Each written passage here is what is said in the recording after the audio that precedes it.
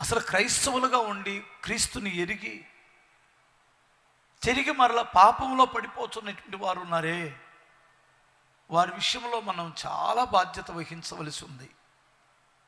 ఎందుకంటే లోకం ఎలా తయారైపోయిందంటే, దేవుడు ఏదో మేలు చేస్తేనే ప్రభు దగ్గరికి వెళ్దాం, మేలు చేయకపోతే దేవుడు లేడు, జీవుడు లేడు అన్నట్లు తయారైపోయింది. కేవలం శరీరానికి సంబంధించిన దాని గురించి ఆలోచిస్తున్నారు. ఏమి తిందామా, ఏమి త్రాగుదామా, ఈ నెల ఏం వస్తుంది, వచ్చే నెల ఏం వస్తుంది, సంపాదన మీదే తప్ప ఆధ్యాత్మికమైన పునాదుల మీద కట్టబడాలని, ఆ నీతి మార్గాన్ని అనుసరించాలని అసలు ఎవ్వరికీ లేదు.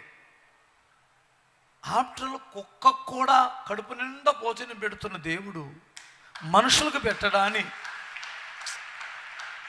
వాటికి లేని దిగులు, వాటికి లేని భయంకరమైన భారాలు, అంత మైండ్ పోయేటట్టు ఆలోచించేది ఎందుకు?